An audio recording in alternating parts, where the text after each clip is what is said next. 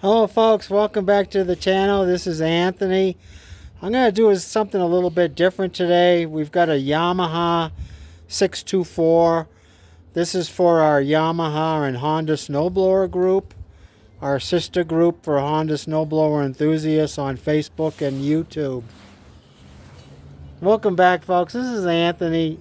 I love a challenge, and I got this Yamaha yesterday. It's been sitting outside for several years. The owner didn't know much about the history, so I'm going to show you what I'm going through. Going to go through this engine and this Yamaha. I'm sorry, 624. It's pretty similar to the Hondas, and I'll show you some of the similarities and the step by step to see if it will run. So let's get started here.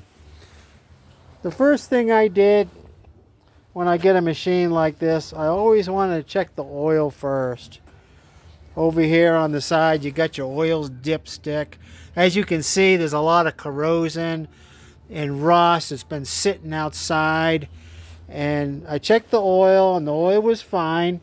So the next thing I did was I made sure that the engine would turn over by pulling the cord here slowly to see if the engine would turn over. Okay, now I checked the gas tank. The gas tank's all rusty, so I had to remove that, and I'll show you that in a minute.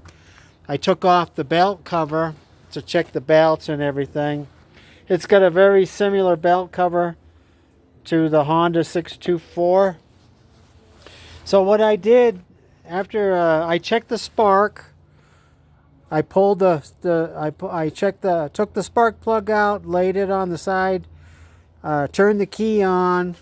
Here's the key: on, off, on. Check the spark. The plug had spark, so that's really good news. And since I don't have any fuel, I'm going to spray some carburetor cleaner in the intake right here. Let's see. Spray some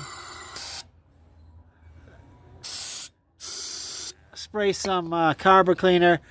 I really don't like using starting fluid, okay? But I do have it. I do use it. I like carburetor cleaner. Let's see if it will at least almost start.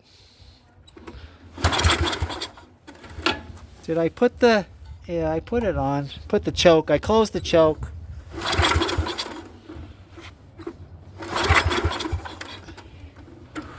Did I turn the key back on? Yeah, the key's back on. Let me spray some more carb cleaner in here, okay, folks?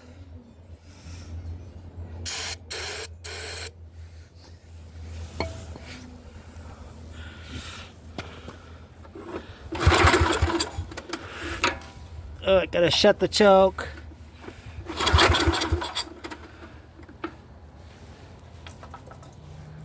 Make sure I got that on tight.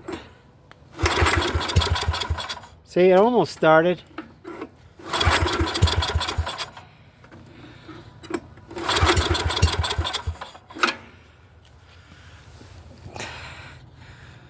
Earlier when I was playing with this, I had it turning over pretty good. It was running for a couple seconds, but I'm trying to show you that.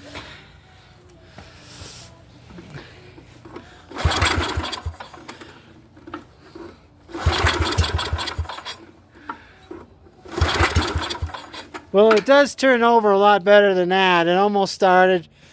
It did turn over quite a bit more when I tried it earlier. So I know I can get this running. I got to get the gas tank cleaned out, and I still have to clean the carburetor. I'm pretty sure it needs some cleaning. And then I wanted to inspect the rest of the machine, so I put it up on its nose.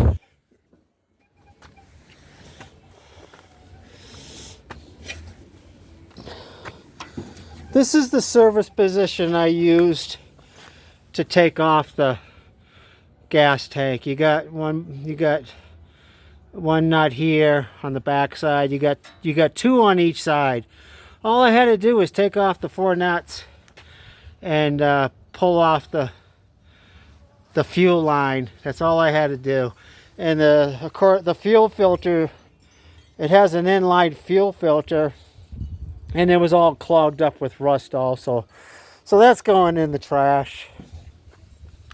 I can take my recoil off and lubricate the springs, even though it does snap back. I want to do that. I'm lubricating everything that moves. Well, look what I found when I pulled the belly plate off. It's pretty common with machines that are left outside, you know, for a couple years.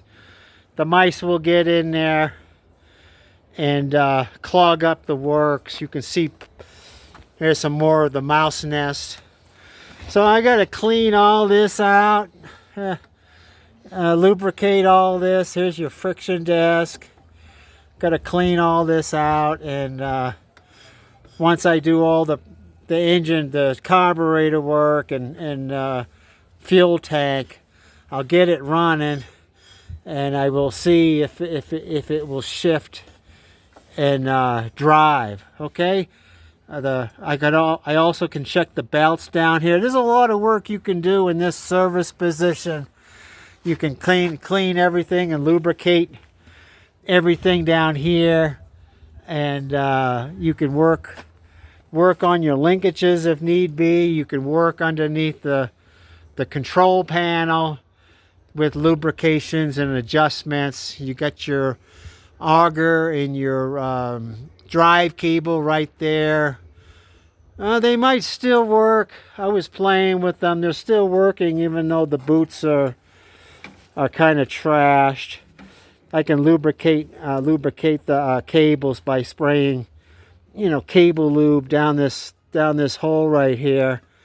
Keep them lubricated. I know that Yamaha parts are hard to come by in the lower 48. Somebody on the Yamaha group did give me a link for Yamaha parts, so I really appreciate that. This machine is going to have to have a total tear down and rebuild. Not so much the engine. If I can get it seems to me like with fuel, the engine will keep on running, and I'm going to have to take care of a lot of rust. And once I get it running and driving, then I will take off the bucket and take out the augers. So thanks for watching, folks. Please like and subscribe to the channel. Even though it's a specific Honda YouTube channel, a lot of the stuff that I cover translates over to the Yamahas also. Pretty much a lot of it is it's a snowblower, folks. So you know, there's not a heck of a lot of difference between these two. I do notice that the Yamaha does seem to be sturdier, and I kind of like these linkages where on the Honda they'll have cables instead. So seems like they're longer lasting.